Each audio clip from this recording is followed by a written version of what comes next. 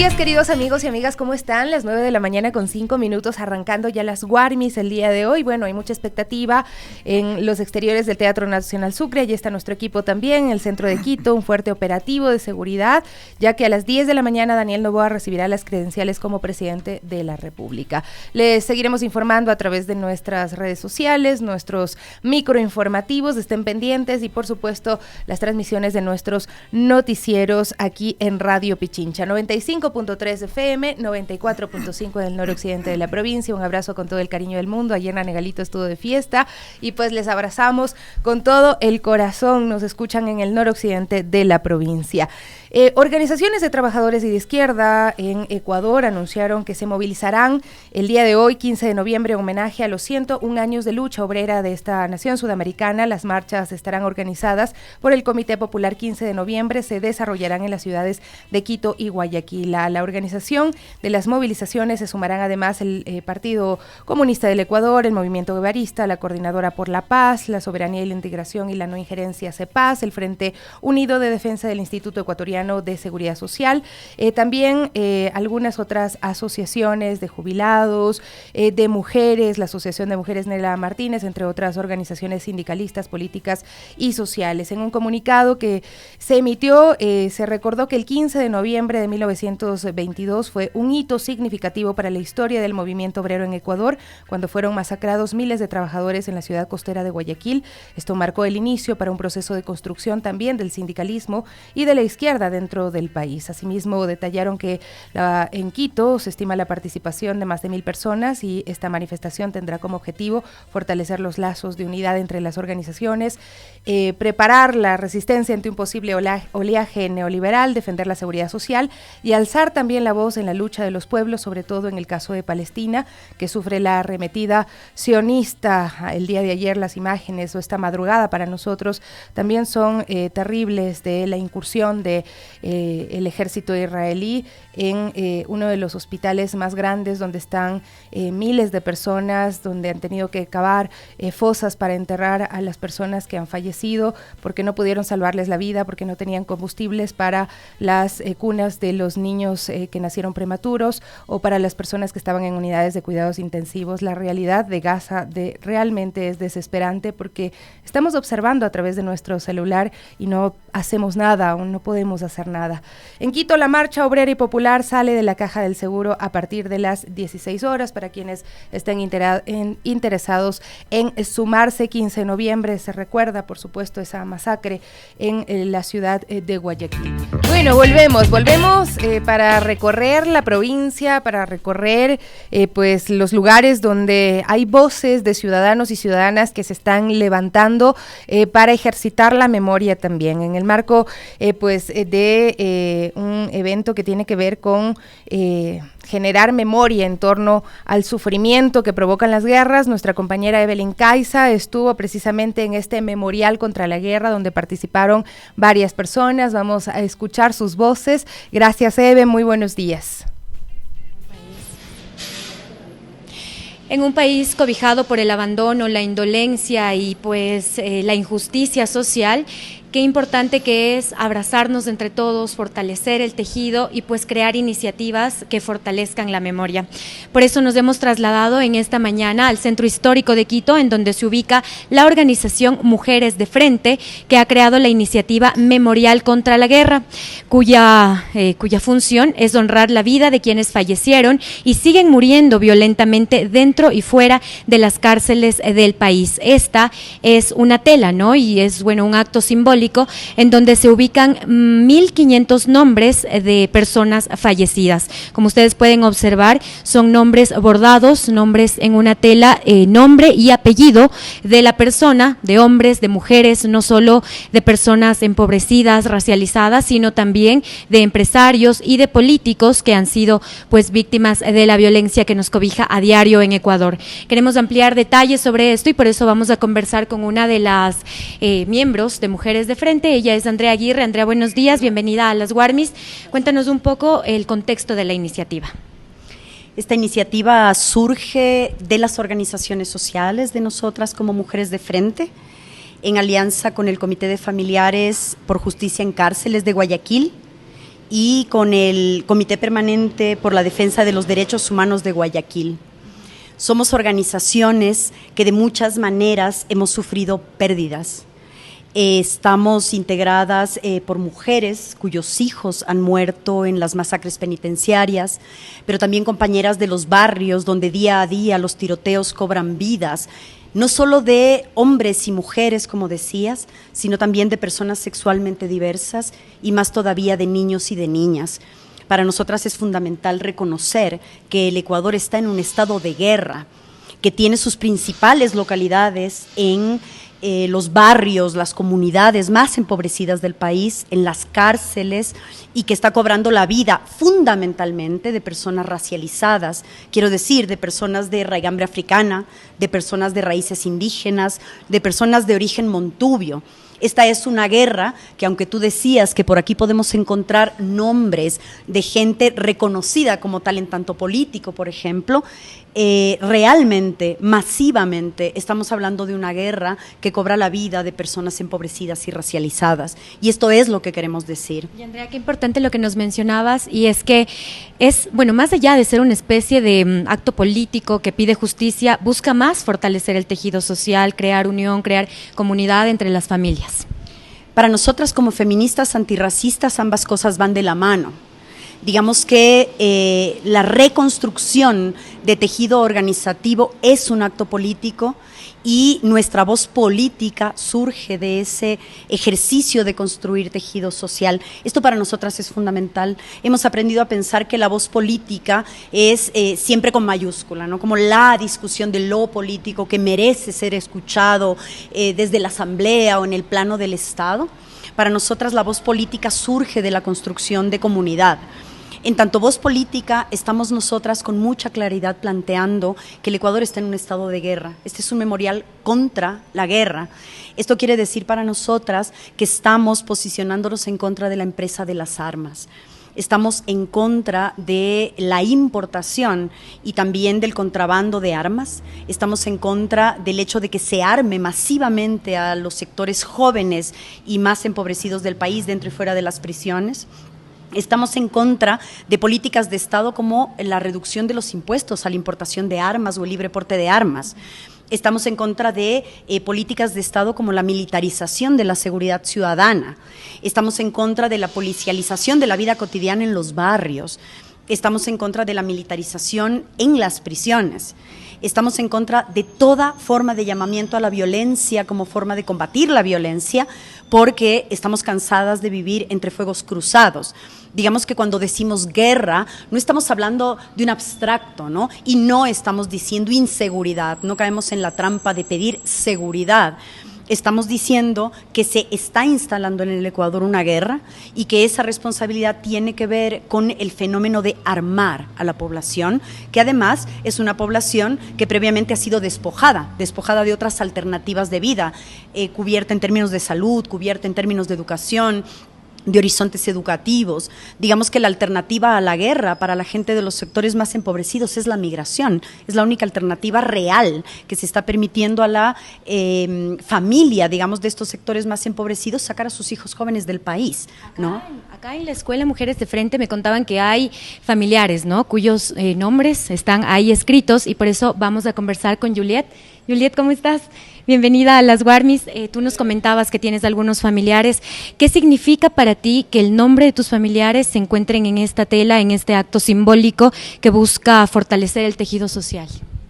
Pues para mí tengo algunos familiares aquí en esta tela. En sí como que me siento muy... No me siento tan bien porque he perdido muchos familiares.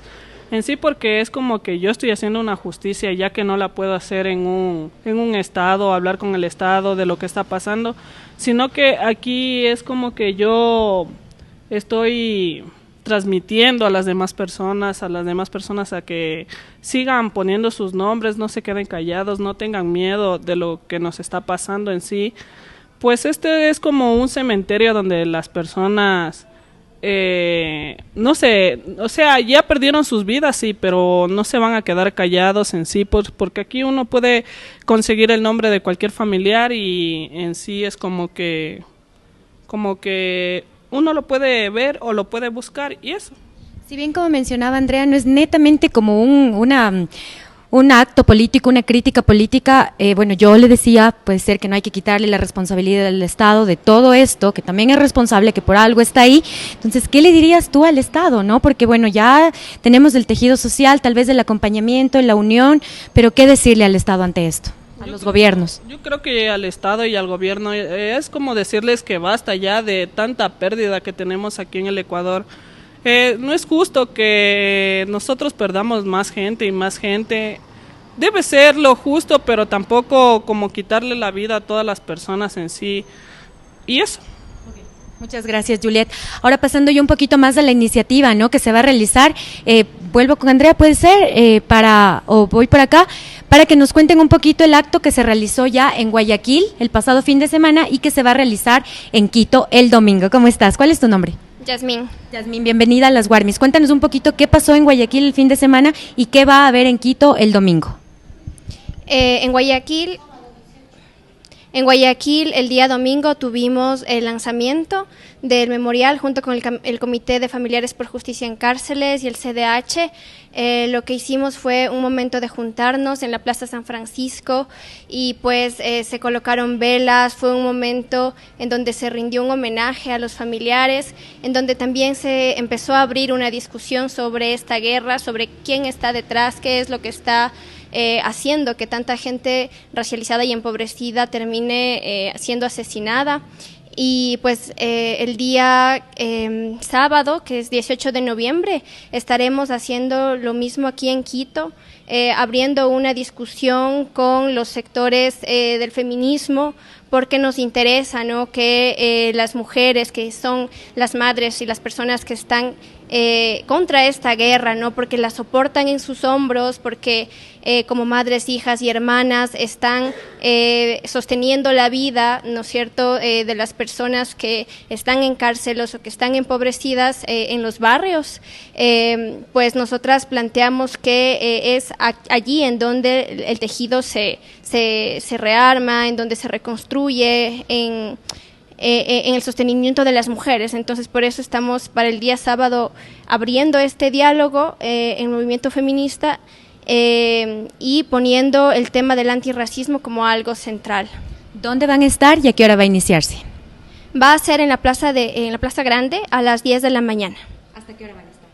Vamos a estar allí unas 2 horas hasta el mediodía. Muchísimas gracias.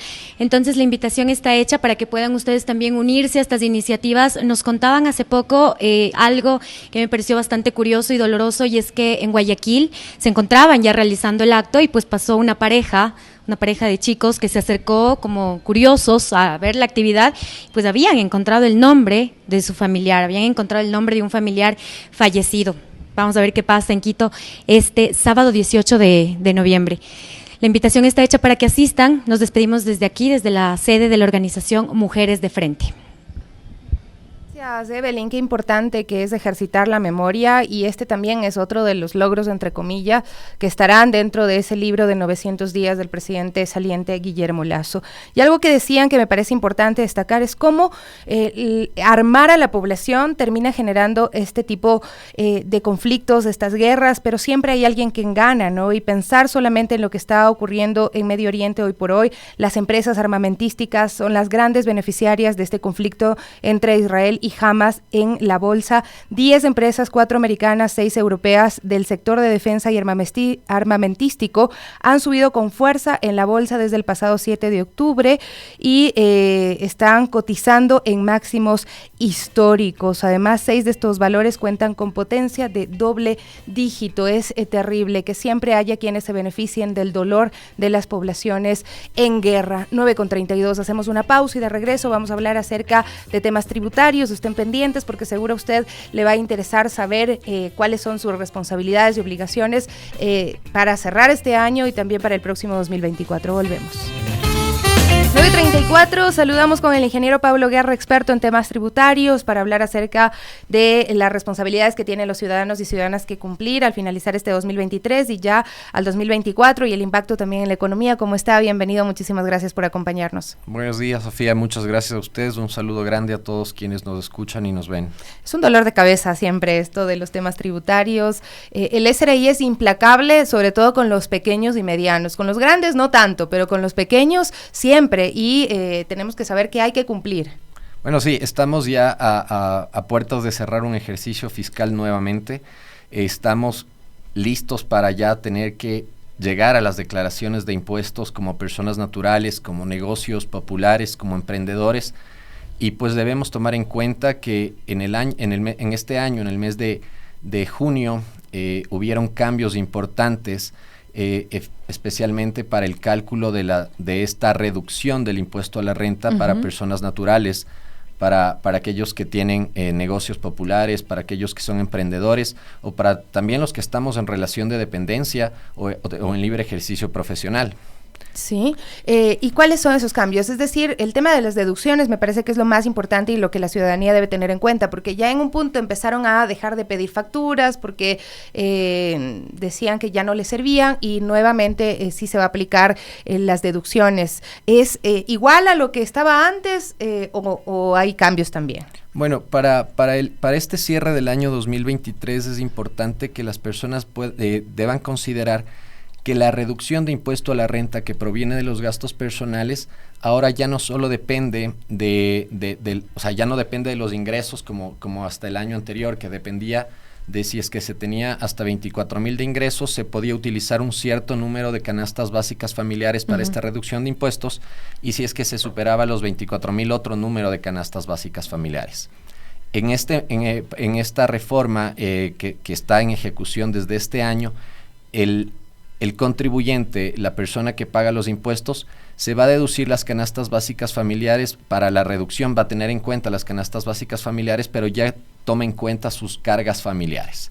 Y esto es importante porque si es que no se tenía cargas familiares, se puede ocupar para el cálculo un número de canastas básicas que son 7, y si es que se tiene más cargas familiares, pues incrementa el número de canastas básicas a 9 hasta llegar a 20, dependiendo del número de cargas familiares. ¿Que eso es traducido en dólares cuánto? Estamos hablando que la canasta básica familiar está más o menos por $740 por 20 canastas básicas.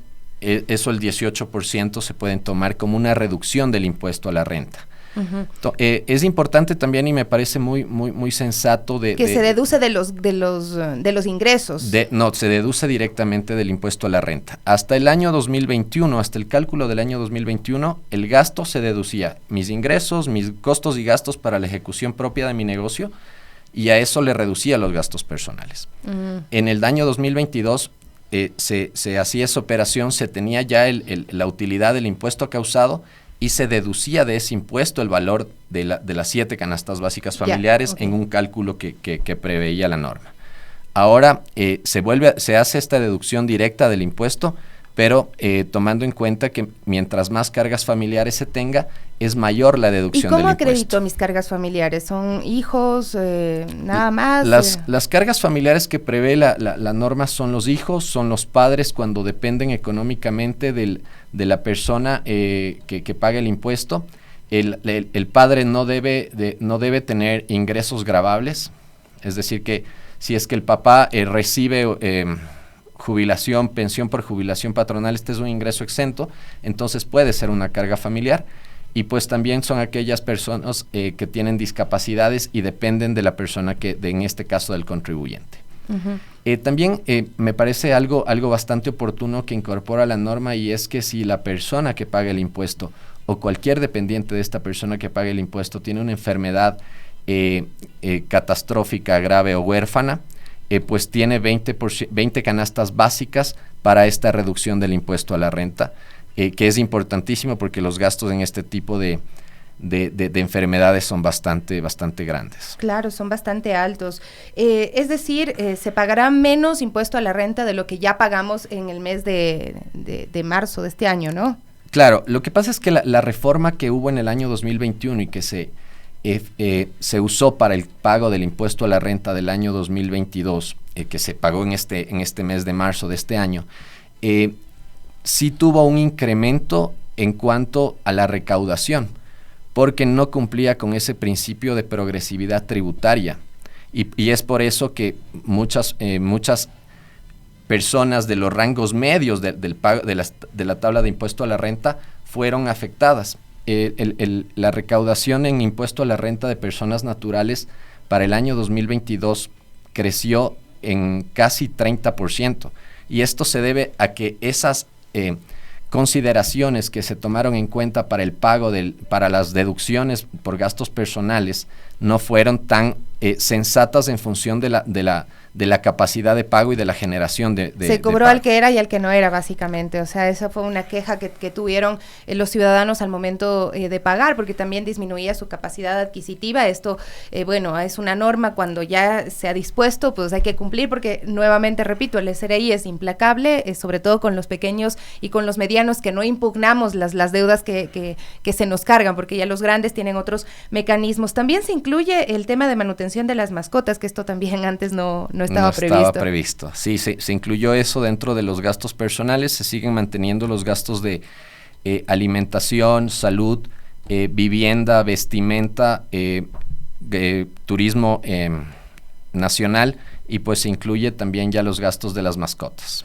Este sería uno de los cambios. ¿Qué pasa con las personas que manejaban el RIMPE, por ejemplo? Bueno, para lo que es RIMPE se dividió ya entre dos categorías. Lo que es el RIMPE negocios populares, que son aquellos negocios o personas naturales que facturan entre 1 y 20 mil dólares al año, y el RIMPE negocios, el RIMPE emprendedores, que son aquellos negocios o personas naturales que facturan entre 20,001 y 300,000 dólares. Aquí fue importante también porque se incluyó ya niveles de tributación para lo que es RIMPE negocios populares. En la anterior normativa se tenía que el negocio o la persona natural que facturaba entre 0 y 20,000 dólares pagaba un monto igual, facture 1,000, facture 5,000, facture 18,000.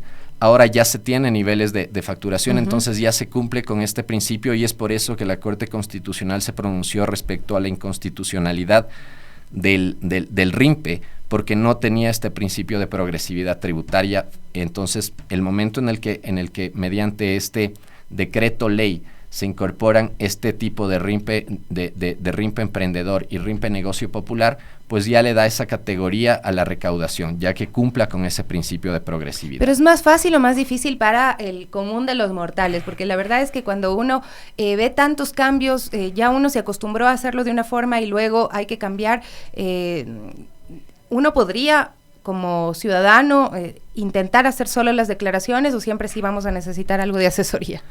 Bueno, yo creo que sí es importante mantener una asesoría adecuada, por más pequeña o simple que puedas llegar a ser. Tomemos en cuenta, y esto es algo que siempre se les manifiesta a las personas, que el hecho de que estén en un régimen simplificado como el RIMPE, que les hace pagar impuestos en función de sus ingresos, eso es para impuesto a la renta. Pero eso no quiere decir que si es que son un negocio, es una empresa, una sociedad, una SAS, que tiene que llevar contabilidad y que va a pagar su impuesto en función a sus ingresos, su impuesto a la renta, no está obligado a llevar contabilidad y no está obligado a pedir facturas, a sustentar sus costos y sus gastos, porque en función de eso va a tener su utilidad contable también, que le va a llevar a pagar participación a trabajadores por otro lado, y que tiene que cumplir con todos esos deberes formales como contribuyente. Entonces igual tiene que cumplir con sus declaraciones de IVA, tiene que hacer todas sus labores normales como una sociedad normal, en el caso de una sociedad, pero que para impuesto a la renta tiene que pagarse en función de sus ingresos. Y eso es importante porque, como mencionabas antes, las personas dijeron, no, pues ya solo voy a pagar en función de mis ingresos, voy a dejar de pedir facturas, no voy o que me giren la factura al consumidor final, cuando en realidad la factura sigue siendo el sustento y el soporte de un costo y un gasto efectuado para mantener su actividad económica. Entonces eso sí es importante que las empresas, los negocios, consideren bastante el momento en el que siguen cumpliendo sus obligaciones tributarias. Los ciudadanos perdemos plata por no hacer, por ejemplo, en las declaraciones de IVA, el tema de compras o gastos que hayamos tenido. Casi nadie registra eso. Se puede hacer, también creo que es importante educarnos un poco más en temas financieros, en estas economías pequeñas que sostenemos como personas naturales o personas que tienen negocios pequeños. O sea, nosotros yo creo que siempre recomendamos que las empresas utilicen los gastos que se registren contablemente, los gastos que sirven para obtener, mantener y mejorar sus ingresos. Uh-huh. Esos son aquellos gastos que tienen que estar registrados tributariamente. Es importante también que las compañías y las personas, los negocios consideren que muchas veces se les efectúa retenciones en la fuente. Retenciones en la fuente que sirven de un pago anticipado de impuestos y que al final del periodo, al final del ejercicio se dan cuenta que les retuvieron más dinero del que debieron haber pagado como impuestos en el mes de marzo o en el mes de abril, dependiendo de la categoría de contribuyente que sea. Y pues ahí también es importante que las empresas y las personas conozcan que este pago indebido o este pago en exceso de impuesto a la renta es susceptible a devolución. Y eso es liquidez para el mismo negocio, liquidez para la misma economía familiar o para la misma economía nacional. Entonces es importante que la empresa, el negocio, la persona natural sepa que si existe ese derecho, tiene que acudir a la administración tributaria a pedir la devolución de ese impuesto. Yo creo que ese miedo se ha ido perdiendo poco a poco. El miedo de ir a la administración, de que tal vez voy por una devolución y me termina englosando, se va perdiendo poco a poco porque los procesos de devolución también se han ido simplificando. Y es importante que las empresas, las personas y los negocios consideren que si existe un derecho, pues tengo que como ciudadano hacer valer ese derecho mío a que me devuelvan un impuesto que fue pagado en exceso. Ahora la economía del país también, un poco yéndonos ya al tema más macro, si usted dice que hubo un incremento de recaudación tributaria en el año 2022, en el año 2023 va a haber una disminución, ¿cómo estos cambios impactan a la economía del país? Bueno, estos cambios que existen y que vienen le esperan al nuevo presidente. Tomemos en cuenta que ya para el 1 de enero del año 2024, el Ecuador va a tener aproximadamente 1.300 millones de dólares menos en recaudación esperada inicialmente. Y esto viene de las deducciones estas adicionales que vienen de la norma, del mismo RIMPE, del impuesto a la salida de divisas que baja al 2% desde el 1 de enero del año 2024. Entonces, todos estos 1.300 millones de dólares menos va a afectar a que el presidente tenga recursos para poder fondear la caja fiscal. Eso, acompañado a toda la deuda que estamos arrastrando, tanto a proveedores locales como a la deuda exterior también, hace que las probabilidades de que la caja fiscal tenga fondos el siguiente año son bastante bajas, ¿no? O sea, ha sido increíble ver a todos los proveedores haciendo plantones durante estos días, de alguna forma hasta rogándole al Ministerio de Finanzas que antes del cambio de mando les paguen porque no saben qué va a pasar luego, ¿no? Y frente a lo otro, a los cambios que se han dado y los anuncios también que ha hecho el presidente que el día de hoy recibe sus credenciales, ¿qué se podría esperar de reformas tributarias o cuáles sería algo que maneje un equilibrio, ¿no? Porque, como decía, también muchos ciudadanos sintieron que se vieron muy afectados por tener que pagar más impuestos a la renta teniendo tantos gastos de educación, de salud, de vivienda que no se podían deducir, pero hay que encontrar un equilibrio. Sí, yo le escuché al presidente electo que en su gira por Estados Unidos dijo que él no iba a incrementar los impuestos. Y ante eso hay que analizar y saber que las formas de fondear los presupuestos del Estado son mediante los impuestos o los ingresos por las exportaciones petroleras. En el caso de los impuestos, si no quiere incrementar impuestos, pues tiene que reducir gasto público para llegar a un equilibrio. Si es que la reducción del gasto público es reducción de gasto fijo, de sueldos, de remuneraciones de los empleados o subsidios. Y que creo que son medidas tal vez más impopulares que el incrementar cierto tipo de impuestos. Tomando en cuenta la realidad también del país, ¿no? Que hay índices de pobreza también incrementados. Patricio Aguilar nos dice al momento, no entiendo muy bien el mensaje, dice, no están poniendo el IVA a la tercera edad. La verdad es que no lo entiendo ese mensaje. no sé a qué se refiere, pero bueno, si tienen alguna inquietud, también no duden en dejarla a través de nuestras redes sociales, Radio Pichincha Multimedia, y también a través de nuestro Facebook, que sería importante poder trasladarles a nuestro experto que nos acompaña el día de hoy. Bueno, para ir cerrando la entrevista, no sé, algún mensaje adicional a nuestros amigos y amigas que nos escuchan sobre estos cambios que se están generando y que pues tenemos que estar pendientes porque luego nos toma por sorpresa todo lo que hay que ir organizando ya para finalizar el año, el recolectar facturas, bueno, ahora con la facturación electrónica quizás es más fácil, muchos gastos están ya cargados automáticamente, pero como ciudadanos hay que tener ciertas previsiones. Sí, bueno, ya cerramos el año, tenemos que llegar a tener un cierre fiscal óptimo, efectivo, que me haga pagar lo justo, que me haga pagar lo que debo pagar, ni más ni menos. Como siempre se dice, no me hace menos ni mejor ciudadano el que pague más impuestos de los debidos o que recupere los impuestos que pagué indebidamente. Siempre que cumplan con las obligaciones tributarias, que se asesoren bien, que busquen ayuda de expertos y pues que se mantengan sobre todo actualizados e informados de los cambios tributarios que existen y que en este país son casi uno al año. Yo decía no hay preguntas, pero ahora surgieron algunas, así es que le pido que se quede un ratito más. Nos dicen, ¿es posible demostrar que durante varios años no se ha hecho uso de las facturas? Incluso estaban caducadas y por tanto no ha habido actividad económica, pero lamentablemente debido a una irresponsabilidad que hay que asumirlo, no se suspendió el facturero y no se pagó al SRI lo correspondiente a IVA e impuesto a la renta. ¿Es posible hacer algo para no tener que pagar multas? Encima de estar empobrecidos, pagar es como triste, nos dicen. Claro, o sea, lamentablemente si es que no existieron ventas ni compras ni actividad económica, pues lo óptimo hubiera sido que se suspenda el RUC si es una persona natural. Al no haber hecho esto y al no haberse cumplido con las obligaciones formales como contribuyentes, o sea, que declarar son la declaración, mensualmente exacto, el IVA. Siempre voy a tener una multa que pagar por eso. Pues más alta que como si tuvieras ingresos. Esa parte es la que yo nunca le he entendido. O sea, si te olvidaste de pagar y no tuviste ingresos y te olvidaste porque no tenías plata, es más cara de si tuvieras ingresos. Claro, porque la multa si tengo ingresos es un porcentaje del ingreso. Claro. Y si es que no tengo ingresos es un valor de $30 por declaración.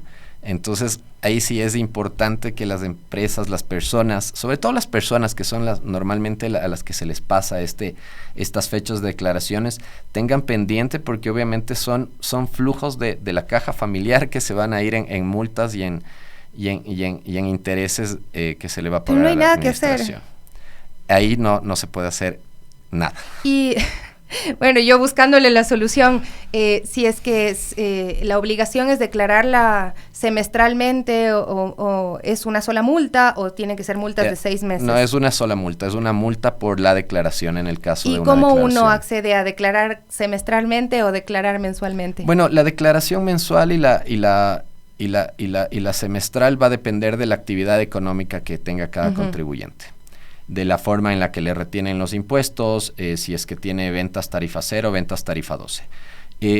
Algo que me olvidaba y es una recomendación muy grande es que el contribuyente tiene que estar muy pendiente de su nivel de facturación que tuvo este año para el siguiente año, de su tipo de actividad económica, porque la administración tributaria no le va a notificar, no le va a decir, señor Juan Pérez, usted es RIMPE emprendedor, usted Claro. es RIMPE negocio popular.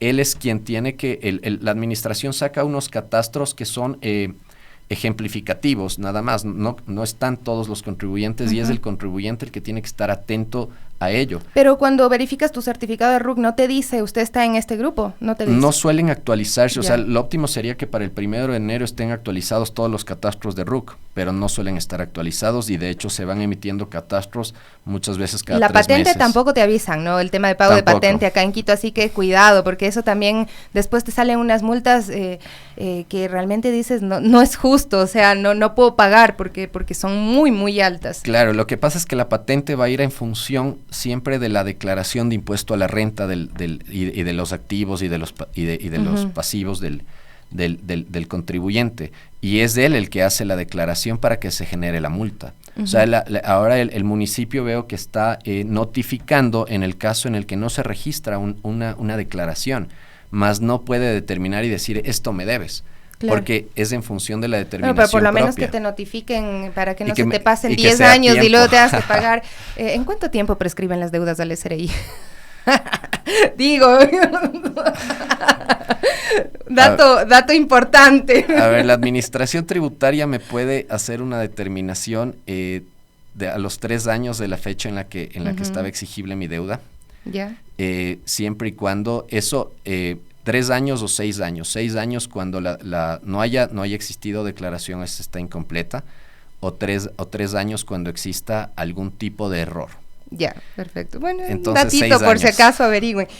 Nos dicen, estos puntos también son importantes. Dice, buenos días, no permiten negociar valores de matrícula si no tiene tarjeta de crédito. Mucha gente con problemas de bloqueo y dada de baja de unidades. El sector taxismo exigen facturar electrónicamente. Esto genera un mayor gasto, aún como están cosas sin trabajo. Bueno, no sé ahí si usted de pronto entiende un poco mejor esta inquietud, porque entiendo que hay personas que todavía pueden emitir notas de venta y realmente facturar electrónicamente yo creo que es lo mejor, es lo más práctico desde mi punto de vista y puede ser gratuito si es que uno utiliza el facturero del SRI, Del ¿no? SRI, exacto. La página web del SRI, los sistemas que tiene la administración permiten la facturación gratuita. Eso es una gran ventaja para los contribuyentes. A mí también me parece un gran acierto el haber ido incorporando cada año los grupos de contribuyentes a las facturaciones electrónicas. RIMPE, Negocio Popular, pues todavía puede seguir emitiendo notas de venta físicas. Tomemos en cuenta que ellos no desglosan el IVA, ¿no? Entonces, obviamente, todavía pueden hacerlo. Pero es mejor. Para el caso de cuando existe una deuda firme, sea por un impuesto vehicular o sea por un impuesto a la renta y todo, tomemos en cuenta que existe la posibilidad de acudir a la administración, a los departamentos de cobranzas y poder llegar a un acuerdo de pago, ¿no? Hay esta posibilidad también. Ah, ya. Ahora que usted lo dice, lo entiendo. Dice que solamente les permiten si tienen tarjeta de crédito, que no les están dando otra forma de negociar estas deudas. Claro, normalmente es a través de una tarjeta de crédito. Cuando también existen ya deudas o procesos determinativos donde la administración ya le dice, me debes tanto dinero, señor empresa, señor contribuyente. Tomemos en cuenta también que existen desde hace un par de años ya los procesos de mediación tributaria, donde sin necesidad de ir a un tribunal podemos hacer un proceso de mediación. Para esto ya hay personas capacitadas en mediación tributaria, tanto en la administración como externamente, que les ayudan a los contribuyentes, a las personas, a las empresas, a los negocios, a poder llegar a estos acuerdos con la administración y pues que no se sigan dilatando los procesos de recaudación y de pago, porque esto es de lado y lado, ¿no? Gana la administración recaudando, gana el contribuyente pagando. Y bueno, ya se calentó el tema porque ya empiezan a mandar más mensajes y nos dicen, la devolución del IVA a las personas de tercera edad no lo están realizando por parte del SRI, en otros casos los negocios que venden no dan factura, también son problemas que se presentan a diario.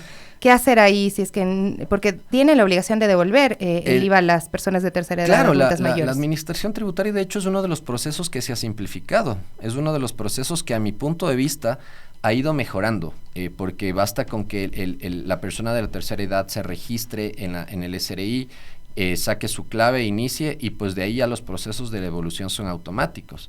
Tienen un monto máximo, creo que son $119, $120 al mes que se le devuelven IVA, que es un valor que retorna nuevamente, insisto, a la economía familiar y que le sigue dando flujo a esa economía. También eso es importante, si tienen más de 65 años, háganlo, regístrense en el SRI, les van a devolver el impuesto el impuesto al valor agregado en las compras de bienes, de servicios básicos de consumo que hayan efectuado durante el mes y esto lo pueden ir haciendo mensualmente y es un proceso que se automatizó y que está dando buenos resultados. Muchísimas gracias por acompañarnos al ingeniero Pablo Guerra, experto en temas tributarios. Hablábamos sobre estos cambios de los que hay que estar pendientes para nuestras declaraciones ya en el año 2024, pero que responden al año fiscal 2023 y el impacto también en la economía. Gracias por presentar también todas sus inquietudes. Nosotros ya vamos cerrando, nada más quiero compartir este audio que ayer se nos quedó pendiente de Runa Sanabria, hablando acerca de la muerte de Osiel Baena. magistrado de México no binario, quien su muerte está en investigación, y esta es una reflexión importante, ¿no? Porque aquí estamos llamados a ser más humanos, más humanas. La muerte de Osiel Baena, magistrada en México, es una pena porque responde a la violencia estructural que viven las personas trans en la mayoría de partes del mundo, y en Latinoamérica las cifras de violencia cada vez se incrementan. Compañeros en México informaban que en este año, solo en el 2023, han habido 19 crímenes por orientación sexual e identidad de género, y es frente a situaciones de violencia que estamos viviendo todos los días, al poco acceso a ambientes laborales seguros, también la deserción escolar muy fuerte, y además la violencia que se vive en las calles todo el tiempo. Esto le sucede a las personas que visiblemente están luchando por los derechos de las personas trans y las diversidades. Son personas que reciben amenazas todo el tiempo en redes sociales, insultos, y en Ecuador pasa algo parecido, que en el 2023 también han habido 18 crímenes registrados por motivos de orientación sexual, pero hay un subregistro enorme en el estado ecuatoriano, por ejemplo, igual que en otros países, que no registran las muertes de personas trans, por ejemplo, o cuestiones de identidad de género son más difíciles de detectar para el sistema judicial.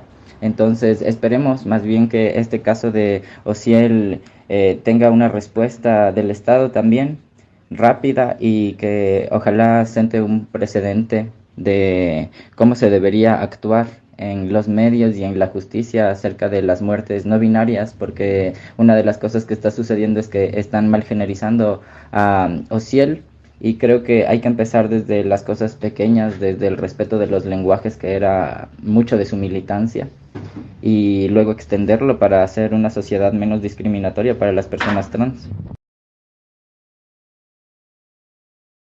No mata la intolerancia, la discriminación, sí. Hay personas a las que les molesta más que Osiel haya sido una persona, un magistrado que use tacos durante sus audiencias, o que siempre esté con su abanico de colores, y les importa menos que tantas personas sean asesinadas por un tema de discriminación y con esta violencia tan fuerte. Ya para ir cerrando, nada más quiero contarles acerca de varios eventos que se van a desarrollar durante estos días en la capital, y que tienen que ver con el mes de la no violencia en contra de la mujer.